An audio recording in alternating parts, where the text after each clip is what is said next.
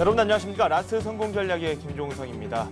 오늘 우리 증시 장 초반만 하더라도 개장 전에 상당히 불안한 소식이 들려오기도 했습니다.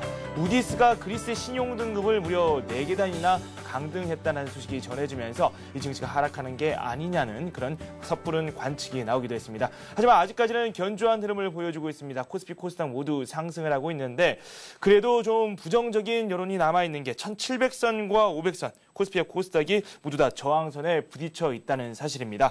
오늘 외국인들이 계속해서 주식을 순매수하고 있습니다. 거래소에서 한 740억 원 정도 순매수를 하고 있는데 시장에서 영향력이 그래도 계속해서 살아있는 듯한 모습을 보여주고 있습니다. 기관까지 여기에 힘을 보태면서 지수 상승에 힘을 보태고 있는 양상입니다. 코스닥에서도 외국인들의 매수세가 꾸준히 유입되고 있는데 장 후반부까지 눈을 떼지 말고 잘 살펴봐야 될 것 같습니다.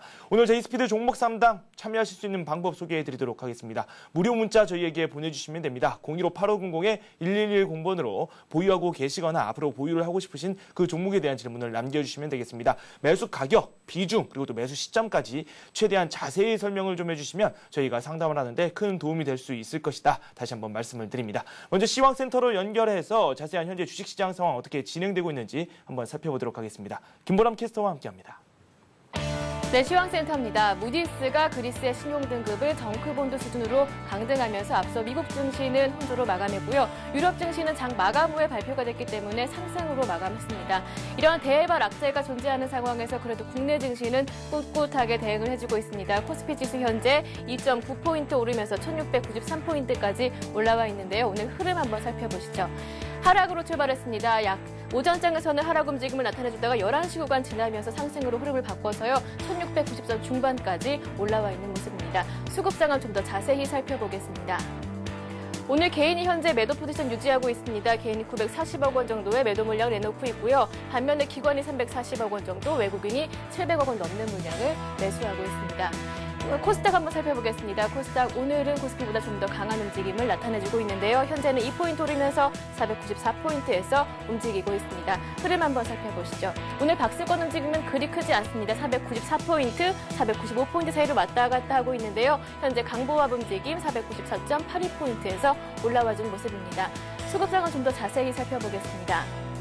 개인이 299억 원 정도 매수 우위를 차지하고 있고요. 여기에 외국인이 소폭 3억 원 정도 매수세 도와주고 있습니다. 반면에 기관은 130억 원 넘는 매도 물량 내놓고 있는 상황입니다. 외환시장 한번 살펴보겠습니다.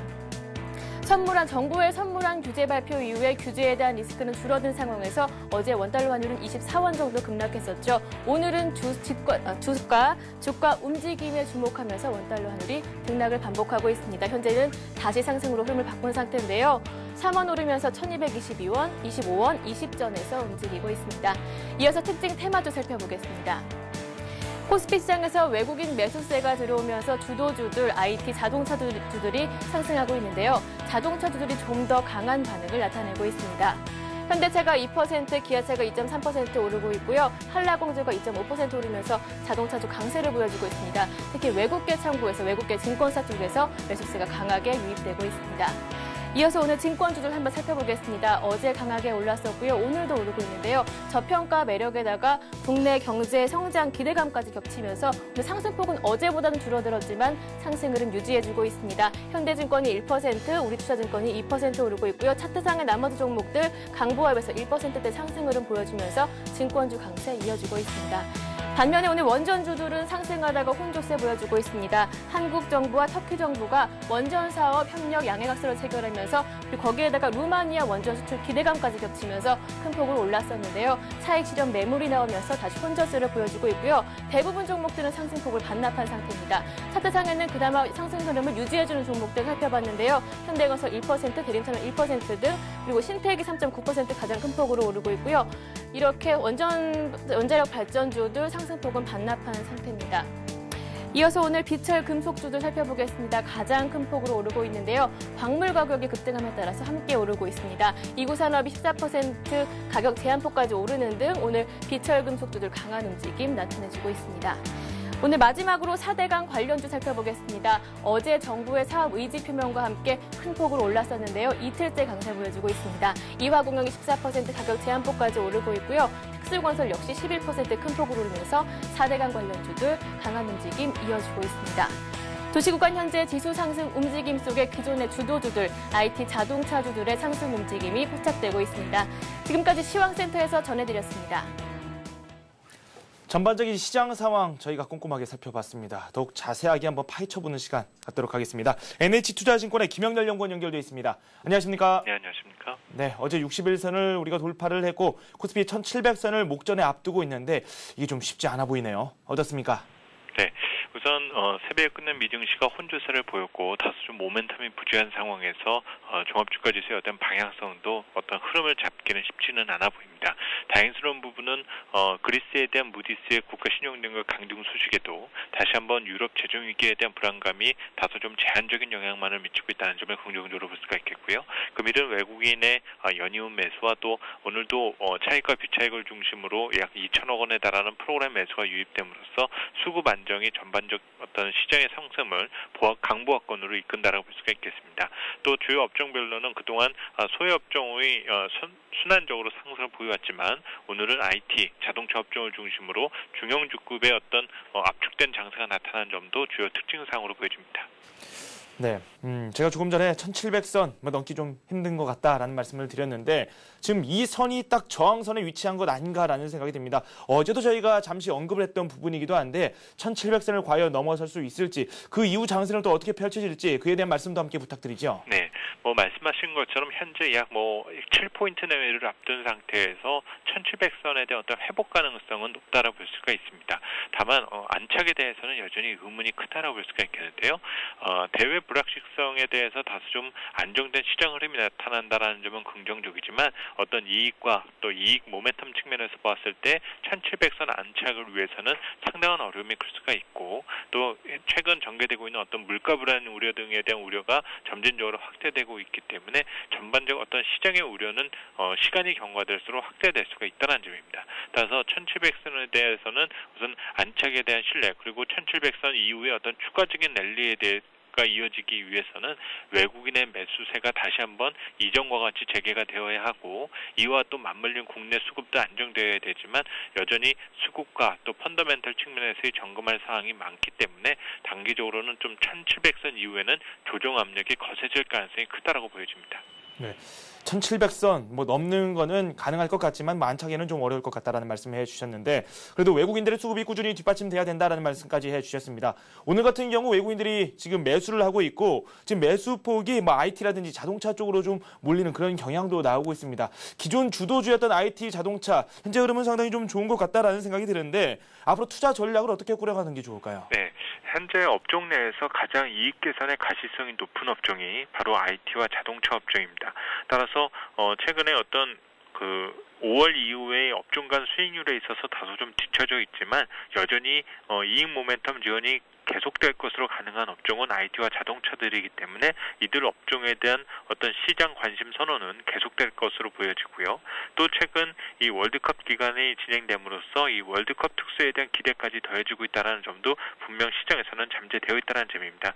하지만 하나 짚고 넘어갈 부분은 2분기 이익과 관련된 부분이 현재 계속 상향 조정됨으로써 이익 개선에 대한 기대가 높아지는 것은 분명한 사실이지만 이런 월드컵 특수와 관련돼서 어떤 이익이 급증하게 되는 사례가 나타나기는 쉽지가 않다는 점입니다. 또 한편으로 이 IT와 이 월드컵 특수와 관련돼서는 얻는 부분만큼 마케팅 비용 등과 같은 실도 상당한 부분이 있기 때문에 우선 IT와 자동차 내에서도 최대한 종목을 압축하는 것이 가장 중요할 것이다라고 보여지고요. 또 오늘과 같이 다소 좀 제한된 수급 내에서 일방적 특징 종목이 상승하는 그런 사례 시에 이런 종목을 너무 뒤따라서 매매를 하기보다는 충분히 저가에서 살 수 있는 기회가 있다라는 좀 여유로움을 갖고 대응을 하는 것이 필요할 것으로 보여집니다. 네, 무턱대고 오르고 있다고 해서 덤벼들 게 아니라 저가에서 매수할 수 있는 기회를 한번 포착하는 게 좋겠다라는 말씀을 해주셨는데 실제로 그러해 보이고요. 그리고 현 지수 때도 저항선이 근접한 상황이어서 지금 투자자들이 접근하기에 좀 상당히 까다롭습니다. 어떻게 하는 게 좋을까요? 네, 현재 오늘 시장에 다소 좀 안정된 모습을 나타내는 것은 불확실성이 완화되고 또 시장에 등정한 악재의 강한 내성을 나타냄으로써 나타나는 상승이다라고 볼 수가 있겠고요.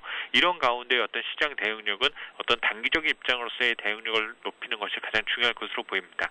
또 오늘 상대적으로 어제까지 강했었던 뭐 조선, 기계, 증권, 보험업종 등이 오히려 약세를 나타내고 있기 때문에 오히려 이런 종목 등을 길목 지키기식의 어떤 접근해야 되지 않겠냐라 생각할 수가 있겠지만 오히려 상승 국면 시에 오히려 소외받는 종목들의 경우는 나중에 더 뒤처질 수가 있다는 점입니다. 또 코스피가 1700선의 저항이 예상되고 있다는 점을 감안해서 현재 시장 위치에서 상향 변동성이 발생될 때는 오히려 단기 이익 실현의 관점으로 접근하는 것이 필요하고 오히려 이렇게 어중간한 때의 어떤 매수 전략으로서의 대응을 하기보다는 오히려 하향 변동성이 발생될 때 저가에서의 매수 전략으로서의 대응을 하는 것이 바람직할 것으로 보입니다. 어떻게 보면 우리 시장 현재 뭐 보합권이라고 보는 게 가장 옳을 것 같습니다. 이런 장에서는 좀 관망하는 그런 자세가 좀 필요할 것 같다라는 생각이 드네요. 네, 이렇게 해서 NH투자증권의 김영렬 연구원과 함께 현재 주식시장 어떻게 전개되고 있는지 자세히 한번 살펴봤습니다. 돈 말씀 고맙습니다. 감사합니다.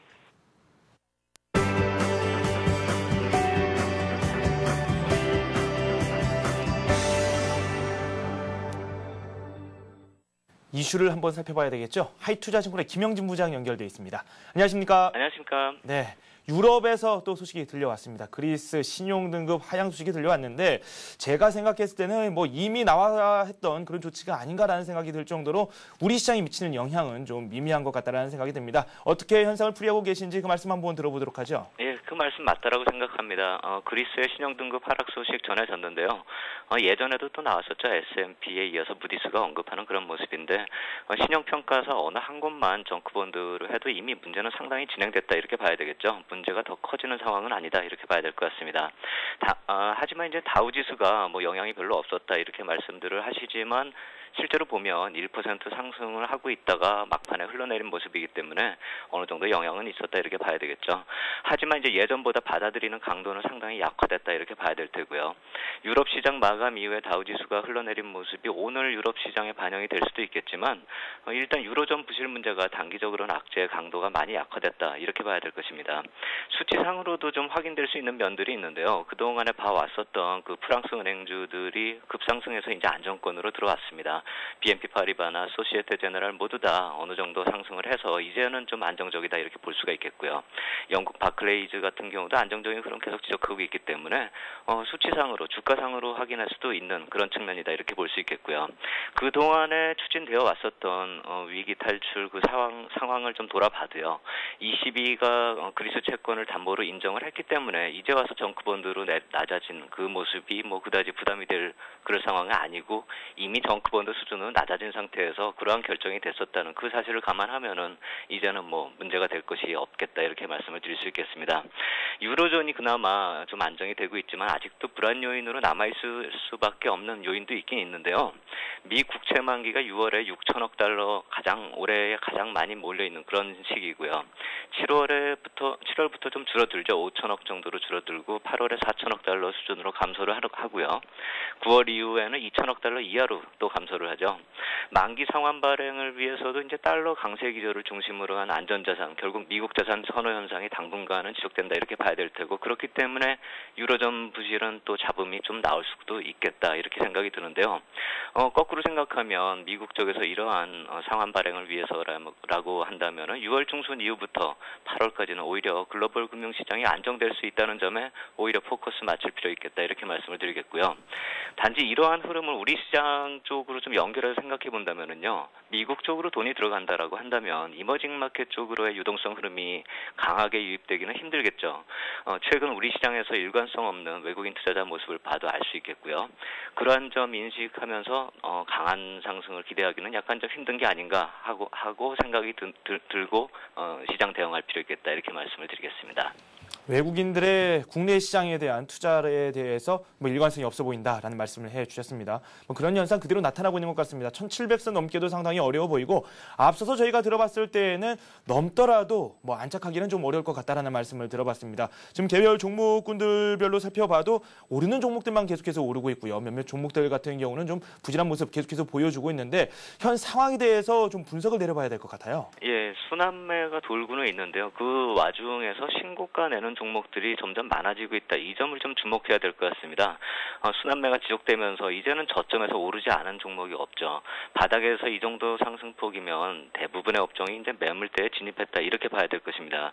결국 업종별 대응보다는 이제 종목별 개별 접근이 필요한 시점으로 들어서고 있다. 이렇게 봐야 될 텐데요. 시기적으로는 이제 6월 후반부로 진입이 되죠. 내일부터는요. 이제 기업 실적에 대한 리포트나 전망이 가장 많아지는 시기가 될 테고 말 그대로 이제 프리어닝 시즌이 들어온다. 이렇게 봐야 되겠죠.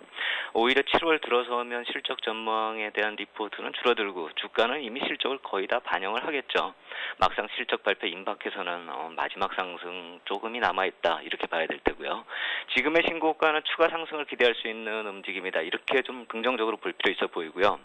실적을 담보로 하고 있다는 점에서 지금 약간 좀 불안정한 장세에서 믿을 구석이 있는 주가 흐름이다. 이렇게 볼 수 있겠습니다. 실적 시즌이 근접하고 있다는 점을 감안하면 오히려 이제 신고가 종목에 더 공격적으로 접근할 필요가 있고 관심 가질 필요가 있다고 생각이 되고요. 진입 시점은 물론 좀 중요하게 봐야겠죠. 신고가 돌파 직전의 조정기 또 아니면 돌파 이후에 반락해서 신고가 부근으로 왔을 그럴 조정기 그 어느 시점에서도 조정기에 진입을 해야지 추격 매수는 좀 자제할 그럴 타이밍이다. 이렇게 봐야 되겠습니다.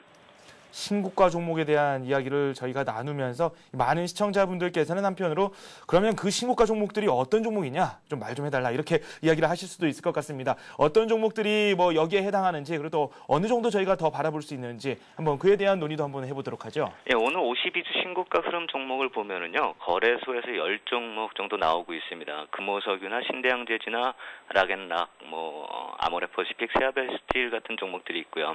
이 각각의 특성을 봐도 실적 호전을 기반으로 주가 상승하고 있다. 이렇게 봐야 되겠습니다. 아모레퍼시픽 같은 종목이나 이제 락앤락 같은 경우는 중국 시장의 소비 회복이 또 긍정적으로 작용하는 그런 모습으로 봐야 될 테고요. 금호석유 같은 경우야말로 이제 금호그룹에서 분리가 됐기 때문에 실적이 어느 정도 좋아질 것이다. 이렇게 봐야 될 테고 부실도 해소됐다. 이렇게 봐야 될 테고요. 신대양제지나 세아벨스틸 같은 경우가 약간 좀 생소하긴 하지만 신대양제지 같은 경우도 소비 회복으로 택배 물량 증가한다는 그런 호재성 재료 있고요. 세아벨스틸 같은 경우도 자동차 산업이나 중장비 등의 전방 산업 호조세가 있다. 이것도 또 호재로 작용이 될 수가 있겠죠. 공통적으로 실적 시즌에 실적이 좀 뒷받침되는 종목이다. 이렇게 볼 수가 있겠고요. 52주 신고가에 이제 3% 이내로 근접하는 종목들이 한 30여 개에 이르르고 있고요. 5% 정도까지 늘리면 한 50개 종목으로 늘어납니다. 결국 이들 종목이 이제 신고가로 들어설 가능성이 아주 크다는 관점에서 본다면 관심을 좀 많이 좀 가지고 접근할 필요가 있어 보이는데요. 이 종목들 대부분이 거의 다 잘 알고 계신 종목들입니다. 그래서 종목을 보면은 현대차나 현대모비스, 대한항공, LG화학, 삼성 SDI, 제일모직, 이수페타시스, S&T중공업, 넥센타이어, 강원랜드, NC소프트 이런 종목들입니다. 누구나 다 아는 대표적인 대형 우량주이고 또 상승의 이유는 앞서 말한 신고가 종목하고 아주 유사합니다. 현대차나 현대모비스를 봐도 역시 중국 시장하고 연결이 되고요. 대한항공이나 아시아나항공 같은 경우도 이제 물동량이 증가하겠죠. 소비 회복이 될 테니까요. LG화학이나 삼성 SDI, 제일모직 같은 경우는 IT 산업의 전방 산업이 또 호전이 되고 있고요. 이수페타시스 같은 경우가 약간 좀 생소하긴 하실 텐데 클라우딩 컴퓨터 장비 업체 또 시스코나 알카텔 같이 글로벌 기업에 납품하는 그런 종목이죠. 또 S&T중공업 같은 경우가 방위산업 부문 성장세도 있지만 그것보다는 이제 공작기계 산업이 좋아진다. 이걸 또 봐야 될 테고요. 웅진홀딩스 같은 경우는 좀 개별성 움직임이지만 이 역시 마찬가지로 실적 후전이 가시화되고 있고 또 자회사가 상장된다는 이런 특별한 재료도 있죠. 결국 이제 이런 종목들 보면 개별적인 재료와 이제 움직임을 보이는 종목 이외에 대형주의 움직임을 살펴봤을 때는 실적하고 실적 시즌의 움직임이 거의 유사하게 비슷한 흐름을 반복한다 이렇게 볼 수가 있습니다. 1분기 실적 발표 시즌 때 3월부터 4월의 주가 흐름을 보면 3월 중순부터 이들 움직임이 좀 강화가 됐고요. 4월 중순 실적 발표까지 지속적으로 상승하면서 신고가 흐름을 지속했고요. 실적 발표와 더불어서 조정세를 진입을 하면서 여태까지 조정이 이어지고 있는 그런 상황이거든요.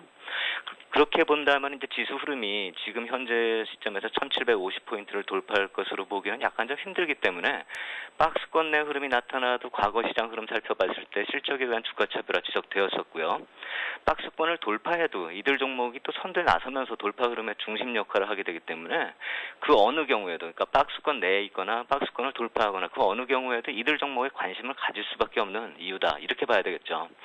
현금이냐 주식이냐 이 선택이 아니라 어느 업종의 어느 주식을 따지는 그런 상대평가로 들어선다면 오히려 많이 오른 신고가 흐름의 종목이 더 안전하다. 역설적으로 말씀을 드릴 수가 있습니다. 실적 시즌에 앞서서 이미 그 실적을 주가로 표현하고 있다. 이렇게 이해할 필요가 있어 보이고요. 세부적인 접근 전략이 좀 필요하다 이렇게 생각이 됩니다. 단기적으로 이러한 종목들 또 손실 보기도 쉽습니다. 그렇기 때문에 진입 시점을 좀 잘 선택할 필요가 있어 보이는데요. 실전에서 신고가 5% 이내로 진입하면서 분할 매수를 하시고요. 돌파 시에 또 추가하는 그런 기본적인 전략 이외에 돌파 이후에 조정 시점에 추가하는 그런 분할 매수 접근으로 대응할 경우에 가격이 이미 고공권에 있기 때문에 느끼는 부담이나 리스크를 많이 줄일 수 있는 그런 접근 전략이 될 것이고 이들 종목 쪽으로 관심을 가져도 부담이 없을 그럴 이유다 이렇게 말씀을 드리겠습니다. 신고가 종목에 대한 접근 전략까지 자세히 살려주셨습니다. 돌파 이후에 매수하고 또 조정을 받을 때 한번 또 매수를 하는 그런 구체적인 전략까지 말씀해 주셨습니다.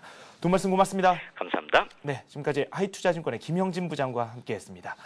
이어서 수급 상황 한번 짚어보도록 하겠습니다. 외국인들이 매수를 하고 있고 기관 역시 여기에 힘을 보태고 있습니다. 이 개인이 반대로 이익 실현에 열심히 나서고 있는 모습인데 일단 외국인들이 코스피, 코스닥 모두 다 매수를 하고 있고 선물 시장에서도 매수세를 점차 늘려나가고 있는 모습입니다.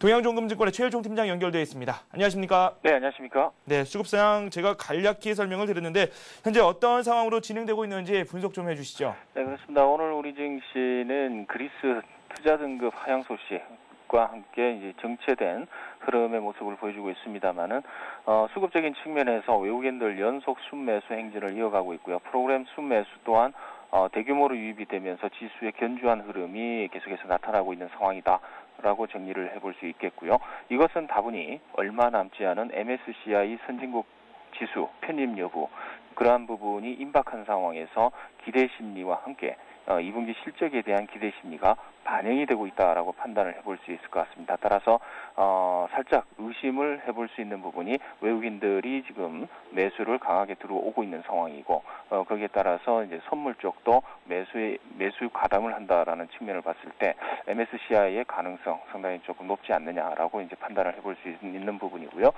오늘 수급 동향 전체적으로 살펴보게 되면 코스피 시장 외국인들 600억 정도의 순매수 흐름을 보이고 있고요. 개인 쪽에서는 830억의 순매도, 기관 쪽에서는 360억의 순매수하는 분위기를 보여주고 있습니다. 코스닥 시장은 외국인들 1억 정도의 순매수, 그리고 개인이 300억가량의 순매수하는 분위기, 그리고 기관 쪽에서 110억의 순매도하는 분위기를 보여주고 있습니다. 네, 구체적으로 어떤 종목들이 오갔는지도 한번 살펴보도록 하죠. 상위 종목군들 중심으로 한번 살펴보도록 할까요? 네, 그렇습니다. 전체적으로 외국인들 순매수하는 종목들 하이닉스가 엄청난 규모의 그 순매수가 지금 들어오고 있는데요. 한 200억 가까이 200억 넘는 이 금액이 지금 외국인들 쪽에서 지금 순매수가 들어오는 것 같습니다. 그래서 하이닉스, 삼성 SDI, 기아차, 현대차와 신세계 쪽을 집중적으로 순매수를 하고 있고 규모 자체도 상당히 좀 큰 부분이다라고 보시면 될 것 같고 외국계 증권사가 오늘 대체적으로 좀 주워 담는 그러한 분위기가 지금 연출이 되고 있다 이렇게 보시면 될 것 같고요. 매도하는 종목입니다. 매도하는 종목들 같은 경우는 지금 행장 선출 관련해 가지고 다소 불협화음이 좀 있는 KB금융 같은 경우가 좀 많이 빠지고 있는데요. 규모도 좀 많이 매도를 하고 있습니다. KB금융, LG디스플레이, 포스코, 한진해운과 삼성화재 등등을 이제 순매도하는 그런 분위기를 보여주고 있고요. 아울러 이제 기관들 쪽의 움직임인데요. 기관들도 이 외국인들과 유사한 순매수 패턴을 보여주고 있습니다. 그래서 하이닉스 역시 상당한 규모로 매수를 하고 있고 우리금융, 삼성 SDI, 대우증권과 현대차 순으로 지금 순매도 규모를 확대하는 그런 모습을 보여주고 있습니다. 아울러 순매도하는 종목입니다. 매도하는 종목들도 역시 마찬가지의 그 흐름을 보여주고 있는데요. KB금융과 LG전자, KT, 삼성생명, 삼성전기 순으로 순매도를 지금 확대하는 그런 모습을 보여주고 있습니다. 아울러 이제 동시 순매수입니다. 외국인들과 기관들 동시 순매수하는 종목들 보게 되면은 역시 하이닉스가 지금 1위로 올라와 있고요. 삼성 SDI, 현대차, 대우증권, 현대모비스 순으로 순매수 확대를 지금 계속해서 하고 있는 상황이다. 이렇게 보시면 될 것 같습니다. 네, 오늘 수급 포트폴리오를 한번 살펴봐야 되겠죠. 어제 같은 경우도 두 종목 변화가 있었는데 오늘도 변화가 있는지 궁금하네요. 네, 그렇습니다. 변화가 다소 한 두 종목 정도 있다라고 보시면 될 것 같습니다. 주도주의 변화, 새로운 하나의 터닝 포인트, 시장의 주도권이 이제 이전이 되고 있는 그런 상황으로 이제 그 전이가 되고 있습니다. 따라서 포트폴리오를 거기에 맞게끔 이 전환을 했는데요. 전일 같은 경우는 한국전력, 웅진코웨이, 현대백화점, GS건설, 삼성물산까지 이렇게 관심을 두고 보자라고 이제 말씀을 드렸었는데 이 중에서 이제 내수주라고 할 수 있는 현대백화점 그리고 보수적인 지수 하락 시 방어적인 측면의 한국전력을 일단 주도 종목에서 제외하는 쪽으로 이렇게 말씀을 드려보도록 하겠습니다. 따라서 두 종목이 제외되면서 이제 두 종목이 들어가는데요. 하이닉스와 삼성 SDI 쪽을 신규로 편입을 시키면서 지금 주도권은 이제 이러한 전기전자 쪽이 될 수 있고 그다음에 계속해서 건설주가 주도 성격이 될 수 있다라는 측면에서 말씀을 드리겠고요. 신규로 해서 추가적으로 하나 더 말씀을 드리면은 이제 자동차주 중에서 현대차 쪽이 좀 상당히 좀 관심을 가져야 되는 부분이 아닌가 이렇게 볼 수 있겠습니다. 따라서 현대차 부분도 신규로 포함을 시켜 보도록 하겠습니다. 따라서 전체적인 이제 포트폴리오는 하이닉스, 웅진코웨이, 삼성 SDI, GS건설, 삼성물산, 현대차까지 포트폴리오를 구성해 보도록 하겠습니다.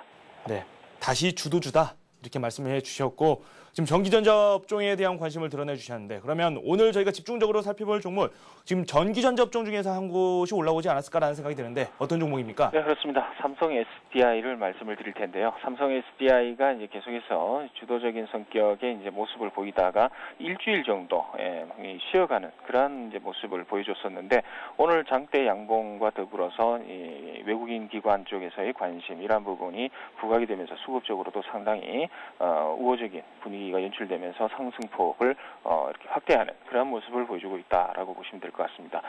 수급적인 측면 외국인들 2일 연속 순매수에 주목을 하고 있고요. 당사는 이제 전일부터 외국인들 핵심적으로 이제 관심 종목으로 이제 구성이 되어 있는 종목인데요. 오늘 대규모 순매수 금액이 유입되고 있는 상황에서 우리 국내 전체의 2분기 실적 기대감이 이제 들어서고 있습니다. 그래서 이러한 부분에 있어서의 핵심 종목이 아니냐. 뭐라고 이제 판단을 해볼 수 있는 부분이고요. 실적 부분은 이제 계속해서 견조하게 이렇게 나타날 가능성이 좀 큰 걸로 이렇게 판단을 하고 있습니다. 거기다가 이제 스마트폰 출시에 따라서 실적 개선의 모멘텀이 이제 성장성과 더불어 부각이 되고 있는데요.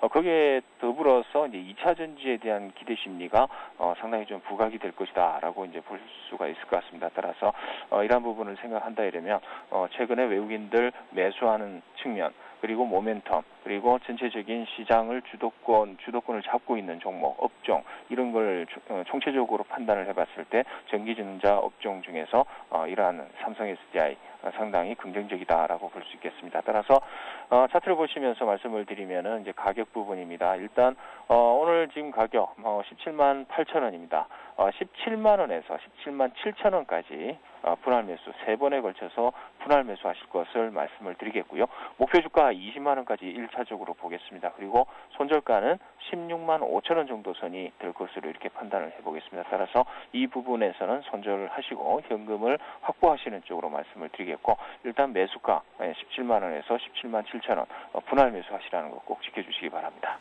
네, 이렇게 해서 삼성 SDI까지 말씀을 들어봤습니다. 돈 말씀 고맙습니다. 감사합니다. 네, 지금까지 동양종금증권의 최일종 팀장과 함께했습니다.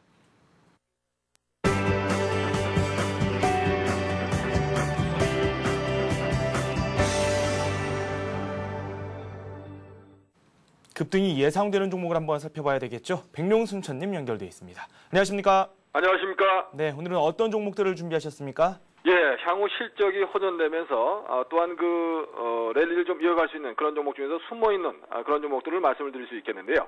오늘 특별히 첫 번째로 준비한 종목은 동양강철을 말씀을 드리려고 합니다. 동양강철은 알루미늄 관련주로서 지난해 좋은 실적을 보여줬었는데요. 올해 최근에 LNG 선박에 들어가는 용기를 알루미늄으로 대체할 수 있는 기술을 삼성중공업과 동시에 개발을 해서 향후 2013년부터 적용을 한다고 알려지고 있고요.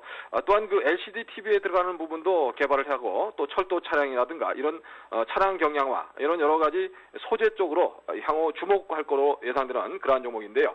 이러한 그 향후 그런 기대감에 따라서 최근에 첫 상한가 나온 이후에 이틀 정도 세워두는 그런 조정을 보여주고 있는데요. 향후 실적 호전에 대한 기대감 때문에 직전 고점인 박스권을 돌파하면서 본격적인 랠리에 진입할 가능성이 높다고 볼 수 있겠고요. 특히 그 역사적 고점이 현재 6,600원 정도에 위치해 있는데 이런 고점에 도전하는 흐름으로 오랫동안 준비되어 와서 현재 그 진행되고 있다는 점에서 주목을 해야 되겠다 이 말씀을 드리겠고요. 다음은 그 중국 원양자원인데요. 중국 원양자원 올해 매출이 100% 이상 증가할 것으로 예상되고 있고 특히 고급 어종에 주력함으로써 높은 수익성을 보이고 있는 그러한 회사인데요. 다만 중국 관련주다 보니까 최근에 소외되는 그런 모습을 보여줬고요. 올해 그 실적 호전이 그 하반기부터 더 일어난다는 점에서 향후 추가적인 랠리에 진입할 가능성이 높다 이렇게 볼 수 있고요. 특히 최근에 박스권 고점이었던 8,500원을 가볍게 제압하고 올라가는 모습으로 봤을 때 역시 역사적 고점 11,000원대 도전하는 흐름으로 이어질 수 있는 그러한 종목이라고 볼 수가 있겠고요. 이런 실적 호전이 일어나면서 박스권을 강하게 돌파하는 종목들이 그 좋은 투자 대상이 되지 않을까 생각됩니다. 다음은 역시 그 턴어라운드 종목으로 말씀드릴 수 있는 KEC인데요. KEC는 초소형 전자부품 패키징 기술에 그 특화된 그러한 회사인데요. LG 이노텍과 협력으로 1억 개 정도의 LED 패키지를 공급하는 그러한 계약을 했고 향후 용량을 더 넓힐 거로 확대할 것으로 예상되고 있기 때문에 실적 호전의 가능성이 높은 그러한 종목이라고 볼 수 있겠죠. 역시 최근에 고점대를 가볍게 돌파하면서 본격적인 랠리관에 진입하는 그러한 모습을 보여주고 있고요. 역시 역사적 고점에 도전하는 그러한 흐름으로 이어지고 있는데요. 세 종목 모두 공통점은 향후 실적 호전이 일어나고 또한 새로운 신제품이라든가 이러한 것을 통해서 매출이 증가하는 그런 공통점을 갖고 있다고 말씀을 드리겠습니다. 지금 가격대를 다 봐도 세 종목 모두 다 매력 있는 것 같습니다. 어떤 종목에 더 큰 점수를 주실 수 있겠습니까?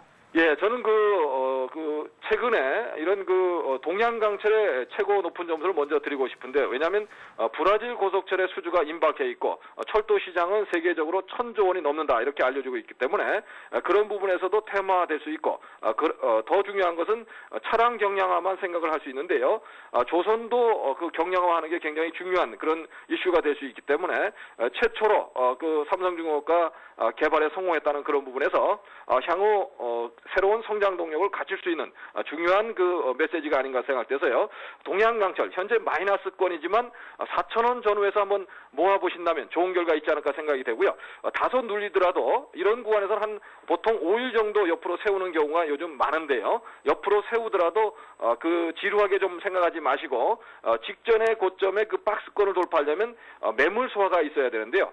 그런 과정을 거치는 거다 이렇게 볼 수 있겠죠. 그래서 따라서 3,800원 정도 전일 상한가 간날의 양봉의 절반 정도인 3,800원 밑으로 빠지지 않는다면 강한 추세를 유지한다고 보고요. 현재 구간에서 4,000원 전후 매수로 말씀을 드리고 목표가는 역사적 고점 6,600원 이상 충분히 가능한 여러 가지 실적 호전과 재료를 보유하고 있기 때문에 역사적 고점을 목표가로 천천히 분할 매수로 준비해 보실 것을 말씀을 드리겠습니다. 네, 알겠습니다. 지금까지 백룡승천님과 함께했습니다. 또 말씀 고맙습니다. 감사합니다.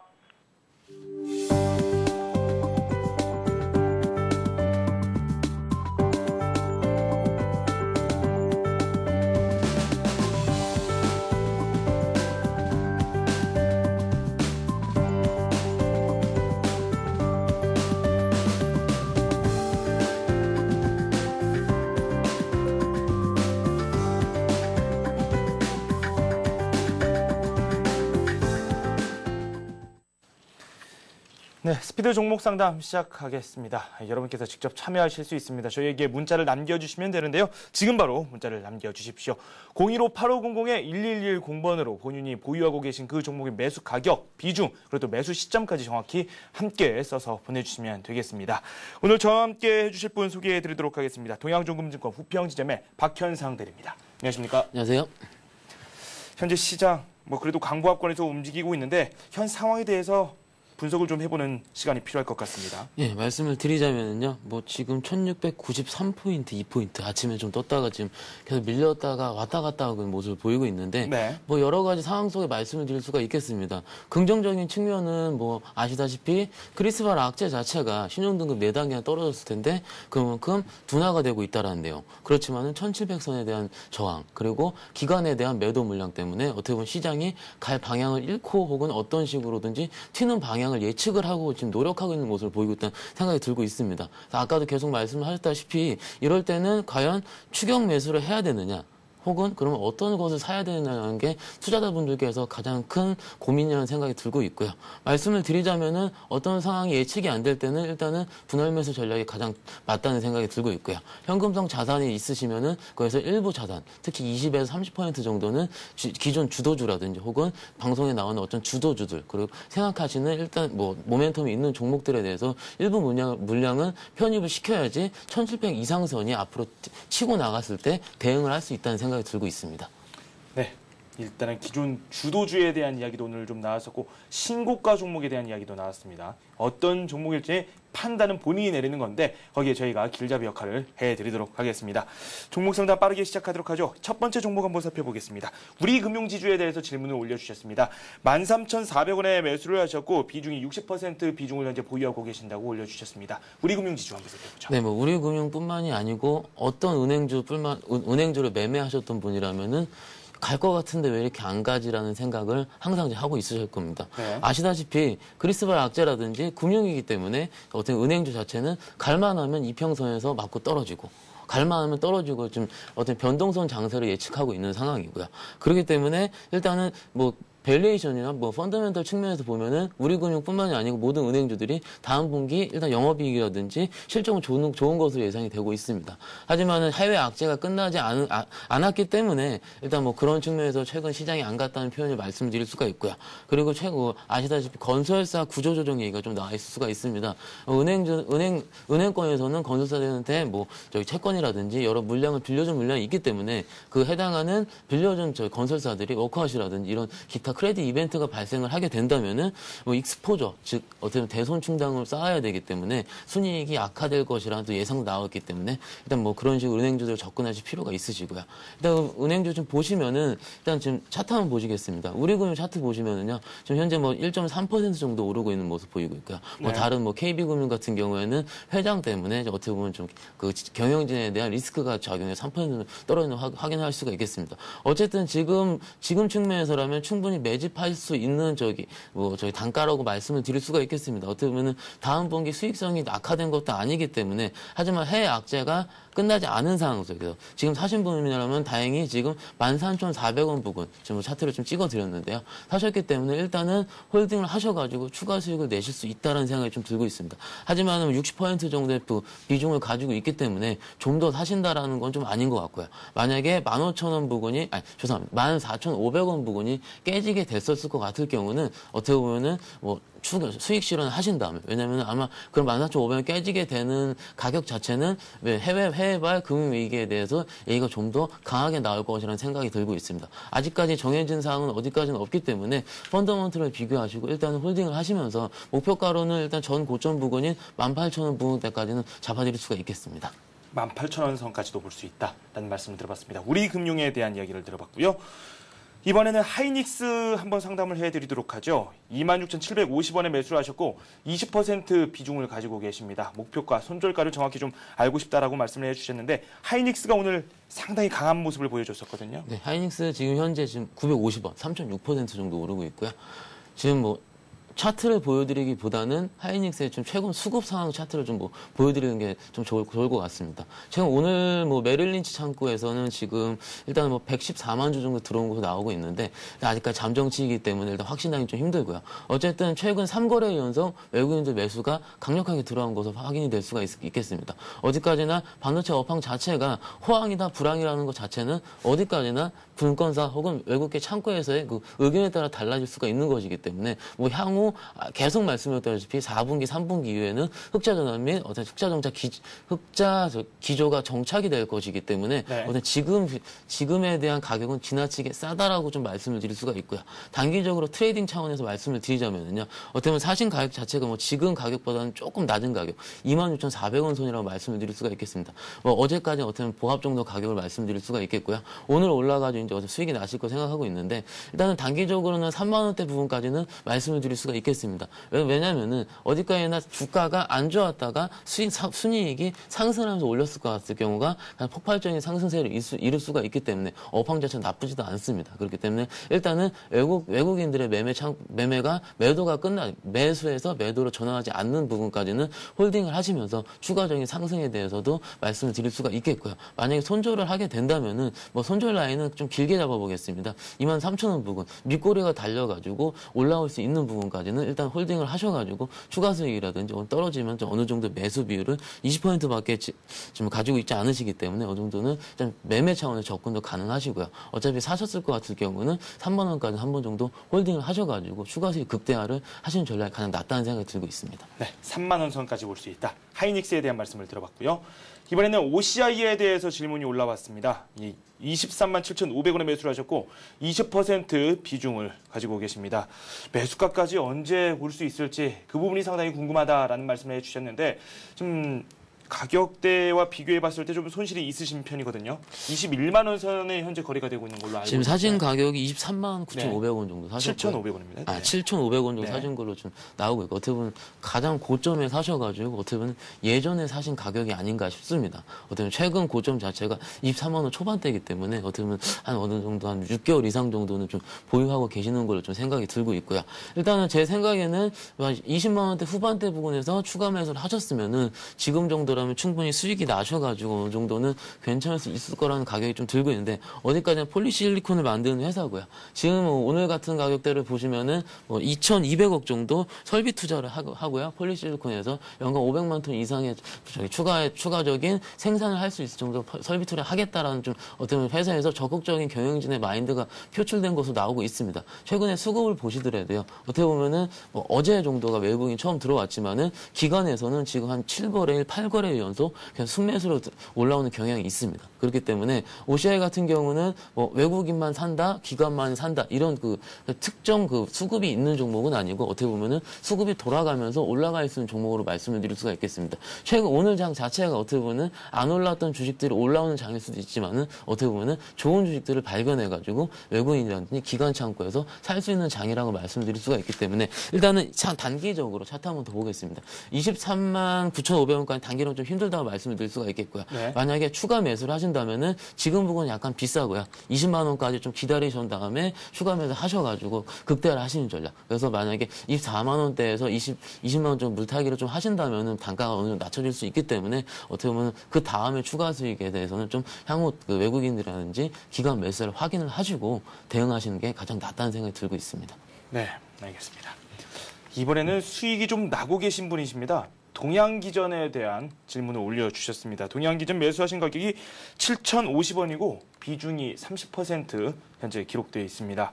동양기전 오늘 1.7% 내리고 있지만 이분이 지금 보유하신 그 주식의 평균 가격이 현재가보다는 확연히 낮습니다. 그다지 그렇게 크게 이익이 나고 있지는 않지만 그래도 이익이 나고 있다는 게 상당히 중요하지 않겠습니까? 예, 일단은 다행이라는 생각이 들고 있고요. 동양기전 아시다시피 자동차 부품주입니다. 자동차용 전장 부품이라든지 유압기기 그 생산하는 주력 업체인데 납품하는 업체가 GM대우라든지 두산인프라코, 건설업자라든지 주유소 같은 이런 시향상에다 살펴보실 수 있으시고요. 어떻게 보면은 최근에 예전에 재무구조가 좋지는 않았을 때보다는 최근 상승률이 즉 자동차, 현대차, 기아차를 비롯하는 기존 주도주들이 회복 여부가 자동차 부품주들의 회복 여부라고 같은 방향으로 좀 해석을 하시면 될 것 같습니다. 단기적으로 매매 여부는요. 아직까지 지금 수익이 나고 있으시기 때문에 지금 수급 한번 살펴보시면요. 수급이 다른 대형주들처럼 좀 탁월하게 좋다 나쁘다라고 말씀드리기 힘듭니다. 어떤 거래량이 좀 적기 때문에 그렇게 말씀드릴 수가 있겠고요. 일단 기술적으로 보시면요. 6,500원대 부근에서는 충분히 추가 매수에 대해서 의견을 좀 드릴 수가 있겠습니다. 그 그 전 부분까지는 뭐 더 사고 싶으시더라도 현대차가 뭐 세게 올라간다 그러더라도 자동차 부분 같이 가는 거 아니냐 그런 거보다는 그건 완전 투기 성향이 좀 가깝고요. 네. 6,500원 부분이 어떤 강력한 매물대로 형성이 되어 있기 때문에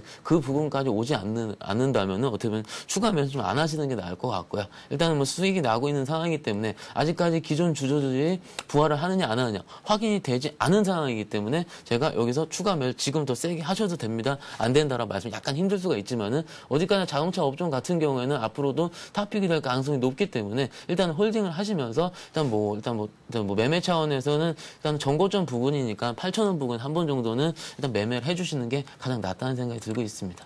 8,000원 선에서 매매를 해야 된다라는 말씀을 해주셨는데 그렇다면 뭐 전량 매도 처리를 하는 접근하자는 것이죠. 아직까지 뭐 자동차 업종이 나쁘진 않기 때문에 네. 일단 뭐 반 정도만 매도를 하신 다음에 그 다음에 이제 뭐 떨어지면 다시 추가를 하시고 이렇게 매매적인 측면에서는 말씀드릴 수가 있겠습니다. 네.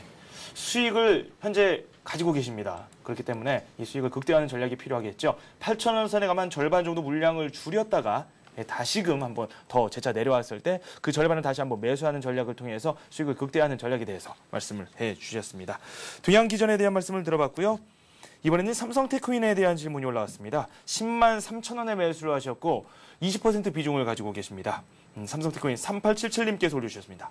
어떤 의견을 해주시겠습니까? 오늘은 대형주가 좀 많은데요. 네. 일단은 뭐 차트보다는 지금 기간 수급부터 먼저 보여드리겠습니다. 최근에 하루 빼놓고는 외국인들이 8거래일 연속 순매수를 보이고 있는 모습을 보이고 있고요. 뭐 기술적으로도 보시면 아시다시피 어떻게 보면 외국인들이 최근에 어떻게 보면 지금 10만 원대 가격대에서 매수를 한 것이 아닌가라는 생각이 좀 들고 있습니다. 네. 어떻게 보면 외국인 입장에서도 그렇게 최근 매수한 물량은 수익이 나고 있지 않다라는 좀 모습을 말씀을 드릴 수가 있고요. 그렇기 때문에 삼성테크윈 사신 가격이 지금 10만 3천 원 정도라고 말씀을 하셨는데 어떻게 보면 지금 정도라면 걱정하실 필요는 없으시다라는 생각이 좀 들고 있습니다. 외국인 매수 단가가 어제까지는 10만 원대 부근이기 때문에 마음 편하게 기다려도 된다는 의견이 들고 있고요. 매매 측면에서는 일단 정고점 부근이 11만 원대 부분까지는 추가 상승을 말씀을 드릴 수가 있겠지만은 만약에 9만 원대 부분 어떤 상승하기 전 부분까지 9만 원에서 9만 5천 원 사이 부분이 깨지게 된다면은 일단은 8만 원대 부분까지도 충분히 빠질 수가 있다는 생각이 들습니다. 네. 왜냐하면 수급이 깨진다는 것 자체가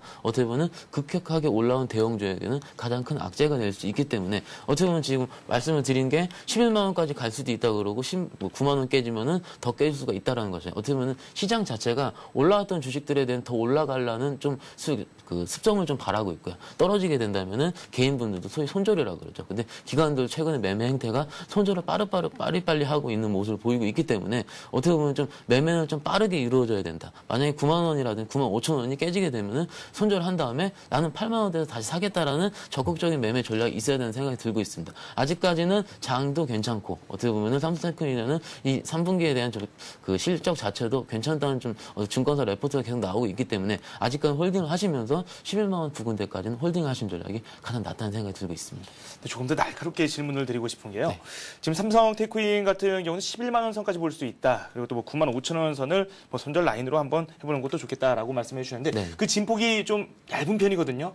왜냐면은 일단 진폭이 얇다 했는데 어떻게 보면 5%에서 10% 차이가 나거든요. 네. 그렇기 때문에 일단은 왜 만약에 5% 손절이 해가지고 거기서 추가 매수를 안 하는지 특별한 액션이 없다면은 많이 더 빠지게 된다면은 투자하는 분들께서는 손실폭이 손절할 그 마인드 자체도 없어지게 됩니다. 뭐 어떻게 계속 상담을 하게 보면은 한 5% 정도면 난 참을 수 있다라는 이런 말씀을 하시지만은 10% 15% 이상이 하한가 부분까지 떨어지게 된다면은 어떻게 보면 오히려 손절, 즉 내가 대응할 수 있는 액션을 취할 수가 없기 때문에 손절 라인은 지금 짧게 잡아드리고 있습니다. 네, 알겠습니다. 삼성테크윈에 대한 말씀을 들어봤고요. 한 종목 더 보도록 하죠. 삼위각기에 대해서 질문을 올려주신 분이 계십니다. 삼위각기를 1,020원에 매수를 하셨고 50% 현재 보유를 하고 계신다고 올려주셨습니다. 삼위각기 현재 주가가 1,015원입니다. 어떤 평가를 내려주실지 상당히 궁금한데 어떻게 할까요? 일단 뭐 기술적으로 말씀을 드리자면은요, 어떻게 보면 아직까지는 좀 괜찮다라고 뭐 차트적으로 봐도요.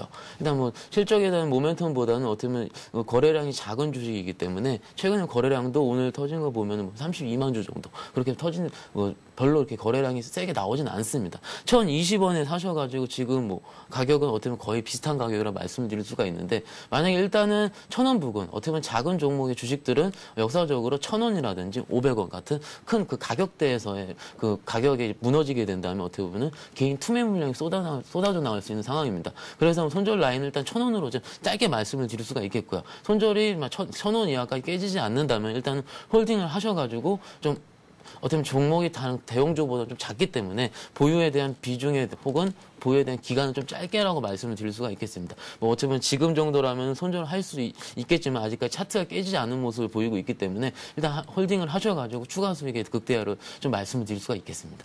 네, 3위 갖기까지 말씀을 들어봤습니다.